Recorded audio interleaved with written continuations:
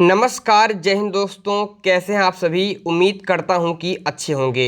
चलिए फिर फटाफट से देख लेते हैं एसएससी एमटीएस हवलदार 7 जुलाई 2022 सेकंड शिफ्ट में पूछे गए सभी 100% रियल क्वेश्चनों को। और इस वीडियो के माध्यम से हम लोग थाला महेंद्र सिंह धोनी को भी जन्मदिन की हार्दिक शुभकामनाएं देते हैं। तो यहाँ पर दोस्तों पहला क्वेश्चन पूछा गया है कि इनमें से कौन सा राज्य बांग्लादेश से सीमा नहीं बनाता है। तो सभी को पता होगा कि पश्चिम बंगाल, असम, मिज़ोरम, इसके अलावा मेघालय और त्रिपुरा बांग्लादेश से सीमा साझा करते हैं। और बांग्लादेश से भारत सबसे ज़्यादा स्थलीय सीमा साझा करता है। तो यहाँ पर सही उत्तर हो जाएगा मणिपुर। ठीक है दोस्तों, मणिपुर यहाँ पर राइट आंसर हो जाने वाला है। चलिए फिर अगला क्वेश्चन देखते हैं। अगला क्वेश्चन है कि इनमें से कौन सा राज्य म्यांमार से सीमा नहीं बनाता है। तो म्यांमार से सीमा बनाते हैं नागालैंड, मिज़ोरम, मणिपुर और अरुणाचल प्रदेश। तो यहाँ पर सही उत्तर हो जाएगा मेघालय। ठीक है, अगला क्वेश्चन देखेंगे। यहाँ पर क्वेश्चन है कि इनमें से किस राज्य की सीमा उत्तर प्रदेश से नहीं लगती है। तो उत्तर प्रदेश से सीमा बनाने वाले राज्यों में झारखंड का नाम आता है, हिमाचल प्रदेश का नाम आता है, छत्तीसगढ़ का नाम आता है, मध्य प्रदेश और उत्तराखंड का भी नाम आता है, लेकिन पंजाब का नाम नहीं आता है। तो डी ऑप्शन यहाँ पर राइट आंसर हो जाएगा। क्या हो जाएगा? डी आंसर यहाँ पर हो जाएगा। अगला क्वेश्चन है कि इनमें से कौन सा दर्रा अरुणाचल प्रदेश में स्थित नहीं है। तो सभी को पता है कि बोमडिल्ला दर्रा अरुणाचल प्रदेश में स्थित है। यांग्याप दर्रा, इसी दर्रे से ब्रह्मपुत्र नदी भारत में प्रवेश करती है, ये भी अरुणाचल प्रदेश में है। और रोहतांग दर्रा भी अरुणाचल प्रदेश में है। लेकिन हम लोग जब तुज दर्रा की बात करते हैं तो ये मणिपुर में स्थित है। तो राइट आंसर हो जाएगा ऑप्शन नंबर सी। तो यहाँ पर अगला क्वेश्चन है कि इनमें से किस नदी को मध्य प्रदेश की जीवन रेखा कहा जाता है। तो सभी को पता होगा कि कृष्णा नदी दक्षिण भारत की नदी है, नागार्जुन सागर बांध आपके कृष्णा नदी पर ही है, कावेरी नदी तो होगा नहीं, ताप्ती नदी और नर्मदा नदी में आपको कन्फ्यूजन होगा। तो यहाँ पर दोस्तों राइट आंसर हो जाएगा नर्मदा नदी, जो अमरकंटक पहाड़ी से निकलती है, यही मध्य प्रदेश की जीवन रेखा कहलाती है। अगला क्वेश्चन है कि जैन धर्म के पहले ऐतिहासिक तीर्थंकर कौन थे। तो यहाँ पर सभी को पता है कि ऋषभ देव की बात करते हैं तो ये जैन धर्म के प्रथम तीर्थंकर थे। दोस्तों पार्श्वनाथ जैन धर्म के 23वें तीर्थंकर थे। अरिस्टनेमी की बात करते हैं तो ये जैन धर्म के 22वें तीर्थंकर थे। और महावीर स्वामी जैन धर्म के 24वें तीर्थंकर थे। इन्हें जैन धर्म का संस्थापक भी कहा जाता है। अगला क्वेश्चन भाई देखेंगे यहाँ पर फटाफट से। अगला क्वेश्चन है कि भारत में सबसे पहले पूरा पाषाणकालीन औजारों की खोज किसने की।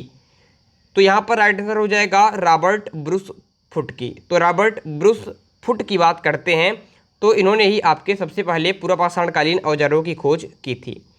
अगला क्वेश्चन है कि विजयनगर जो साम्राज्य था, ठीक है, इसकी स्थापना किसने की थी। तो सभी को पता है कि हरिहर एंड बुक्का नाम के साइंटिस्ट ने आपके साइंटिस्ट कह रहे हैं हरिहर एवं बुक्का ने आपके नामक दो भाइयों ने विजयनगर साम्राज्य की स्थापना की थी। पूछा जा रहा है कि इसकी राजभाषा क्या थी। तो तेलुगु इसकी राज्यभाषा थी। एक तो जिसने ये स्लाइड बनाई है, इतना बड़ा बड़ा लोगो यहाँ पर लगा दिया है, कुछ लिखना चाहे तो जगह ही नहीं छोड़ी है। वाह भाई एडिटर साहब वाह। अगला क्वेश्चन है कि मराठा काल में आय व्यय का लेखा जोखा करने वाले मंत्री को क्या कहा जाता था। तो भैया अमात्य कहा जाता था। क्या कहा जाता था? अमात्य कहा जाता था मराठा काल में, शिवाजी के काल में आय व्यय का लेखा जोखा करने वाले मंत्री को अमात्य। नेक्स्ट क्वेश्चन, इंपॉर्टेंट क्वेश्चन, इनमें से कौन सी योजना मोहम्मद बिन तुगलक के द्वारा क्रियान्वित की गई थी। तो भैया सभी को पता है कि मोहम्मद बिन तुगलक ने अपनी राजधानी दिल्ली से दौलताबाद स्थानांतरित की थी। राइट होगा। दोआब क्षेत्र में कर वृद्धि, बिल्कुल सही बात है कि जहाँ पर दोआब क्षेत्र हैं, दोआब क्षेत्र यानी दो नदियों के बीच का जो क्षेत्र होता है, उपजाऊ क्षेत्र होता है, दोआब क्षेत्र कहलाता है। तो वहाँ पर इन्होंने कर वृद्धि की थी, जिससे कि वहाँ पर अच्छा उपजाऊ आपके भूमि है, तो वहाँ पर कर इन्होंने वृद्धि की थी। हालांकि उनकी ये योजना भी विफल रही थी, क्योंकि वहाँ पर बाढ़ आने से सारी फसल खराब हो गई थी, तो ये उसकी योजना भी विफल हो गई थी।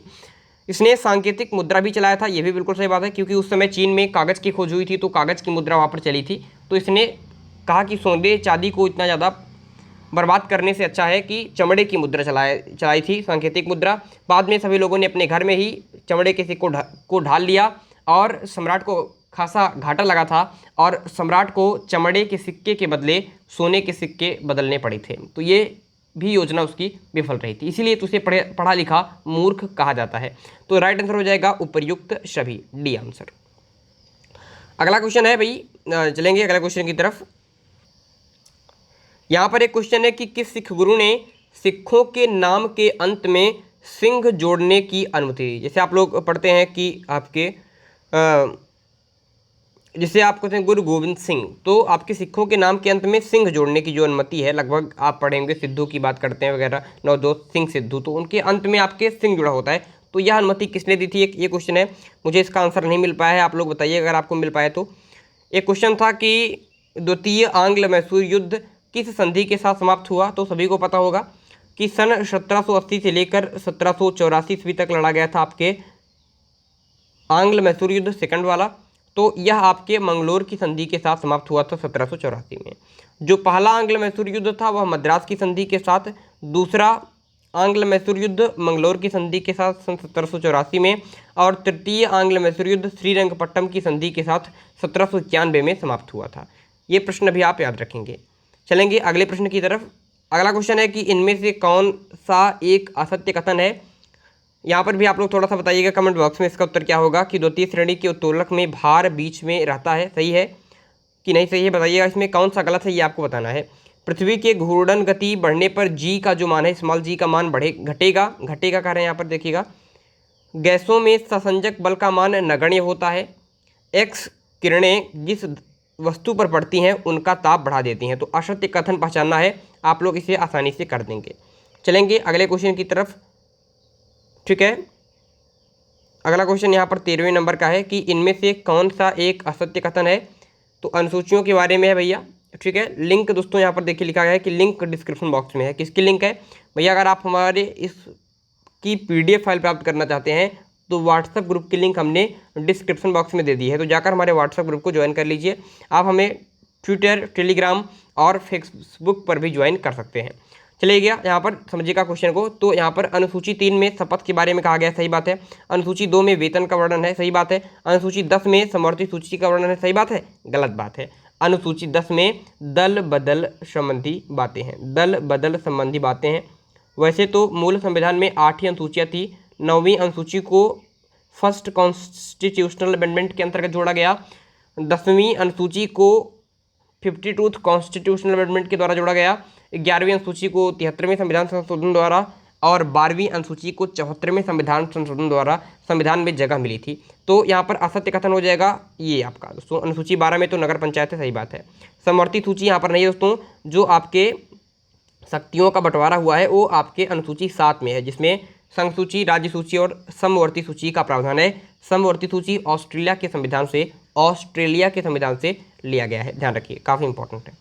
चलेंगे अगले क्वेश्चन की तरफ। यहाँ पर क्वेश्चन है कि भारतीय संविधान में राज्यपाल का जो पद है ये किस देश के संविधान से लिया गया है। तो कनाडा के संविधान से लिया गया है राज्यपाल का पद, कनाडा।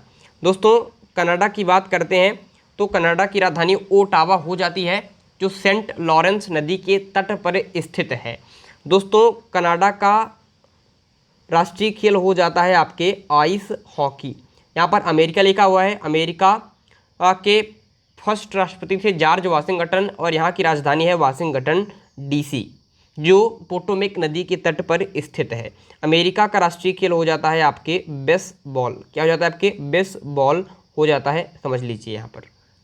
अगला क्वेश्चन है यहाँ पर फटाफट से देखेंगे, क्वेश्चन नंबर 15। यहाँ पर क्वेश्चन है कि भारतीय संविधान के किस अनुच्छेद से कानून की परिभाषा मिलती है। अच्छा क्वेश्चन है थोड़ा सा, इस पर आप लोग देखिएगा।